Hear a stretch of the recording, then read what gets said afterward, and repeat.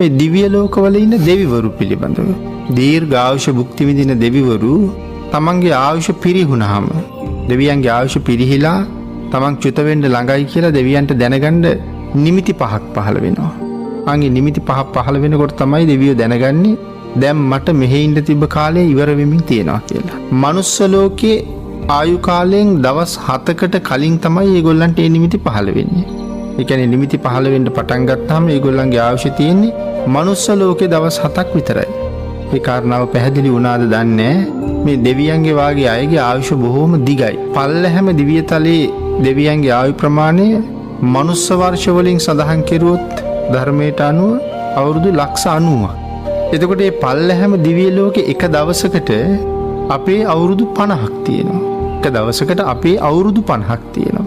එතකොට මේගොල්ලන්ට මරණාසන්න වෙනකොට නිමිති පහළ වෙන්නේ අපේ දවස් 7ක් ඇතුළත. ඒ කියන්නේ එහෙනම් දෙවියන්ගේ ආයුෂ වලින් විනාඩි ගණනක් තියෙන්නේ. අපේ දවස් 7ක් කියන්නේ.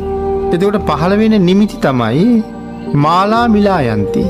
ස්වභාවයෙන්ම දිව්‍ය ලෝකේ උපදිනකොට ශරීරයේ මල් පැලඳෙනවා. කවුරුවත් පලන් දෙනව නෙමෙයි, ස්වභාවයෙන්ම පැලඳිලා තමයි ඉපදෙන්නේ. උන්චියට ඉපදෙනව නෙමෙයිනේ, මනුස්ස ලෝකෙ ඉපදෙනවා වගේ කිරිදරුවෝ ඉපදෙනව නෙමෙයි. ඕපපාතික උපතක්. අපිට මෙතන ඕපපාතික උපත ගැන කතා කරන්න තියෙනවා මේ කාරණාවේදී. ඕපපාතික උපතක් සඳහන් කරනවා දිව්‍ය අංගනාවක් නම් පහළ වෙනකොට 16 වයසේ තරුණියක් වගේ එකපාරම උපදින්නේ.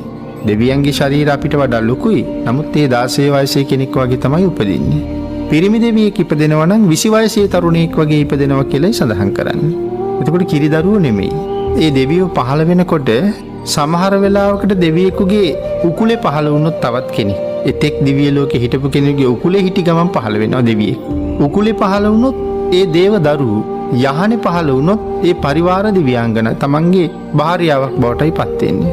යහනේ පහළ වුණොත් බිරිඳක් වෙනවා, උකුලේ පහළ වුණොත් දරුවෙක් වෙනවා. එහෙමයි දේව දරුවෝ හඳුන්වන්නේ. එතකොට අපි සඳහන් කරමින් හිටියේ මේගොල්ලන්ගේ මේ නිමිති ගැන. මල් පර වෙනවා. පැලඳිලා තියෙන මල් පර වෙනවා. මාලා මිලායන්ති. ඊළඟ කාරණාව වත්තානි කිලිස්සන්ති.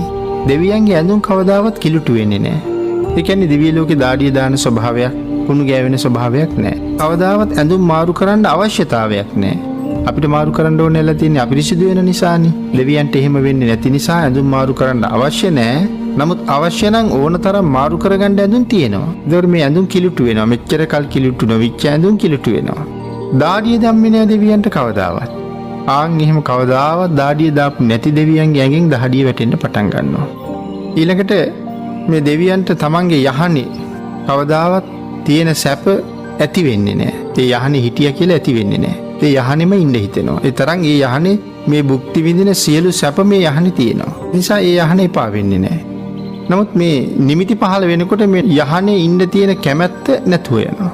මල් පර වෙනවා, ඇඳුම් කිලුටු වෙනවා, දහඩිය දානවා. තමන්ගේ යහනේ ඉන්න තියෙන කැමැත්ත නැතුව යනවා. එහෙන් චුත වෙනකොට චුත වීම පිළිබඳව දුකක් ඇති වෙනවා. ඒක දිව්‍ය ලෝකේ තියෙන දුකක්. ඉතින් ඒ අප්‍රමාණ සැප තියෙන කාම සම්පත්, ඒ සම්පත් වල ගැලෙමින් ජීවත් වෙනවා. ආන්ගේ නිසා සඳහන් කරනවා සමහර කෙනෙකුට මේ නිමිති පහළ වුණත් නිමිති පහළ වුණා කියලා මතක නැහැ කියලා. චුත වීමේ ලක්ෂණ පහළ වෙලා.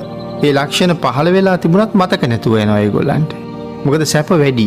ඉතින් උදාහරණයක් අරගත්තාම මනුස්ස ලෝකය කියලා කියන්නේ ස්වර්ග ලෝකයක්. දිව්‍ය ලෝක 6ක් හැටියට අපි සඳහන් කරන්නේ.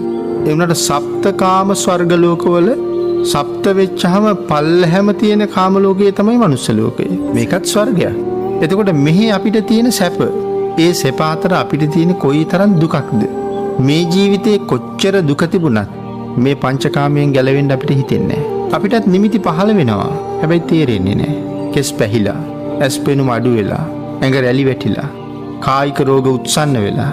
දැන් එදා පුංචි කාලේ තිබිච්ච නැත්නම් ඉස්කෝලේ යන වයසේ තිබිච්ච ඒ ශක්තිය, ඒ පෙනුම, ඒ දඟලන්න පුළුවන් හැකියාව, දුවන්න පයින්න තිබිච්ච හැකියාව දැන් නැති වෙලා කියලා දැන් හොඳටම දන්නවා. එහෙනම් අපි ඊට වඩා දැන් හුඟක් වියපත් වෙලා. නමුත් ඒක තේරුම් අරගෙන දැන් අපි මොනවද කරගන්න ඕනේ? වැඩියෙන් කුසලයට දහමයට යොමු වෙන්න ඕනේ නේද? මරණයට ලං වෙලා නේද කියන හැඟීම අපි ගාව නැතුව තවත් මේ පංචකාම සම්පත් අතරේම හිර වෙන්න රැස් කිරීමයි ඒ තුල ඇති වෙන දුකයි. නමුත් ඒ දුකෙන් මිදෙන්න කියලා තවත් රැස් කිරීමයි මතම කටයුතු කරනවා මිසක් අපිට තේරුන්නේ මේක මීට වඩා වෙනත් මාර්ගයකට යොමු වෙන්න ඕනේ කියලා.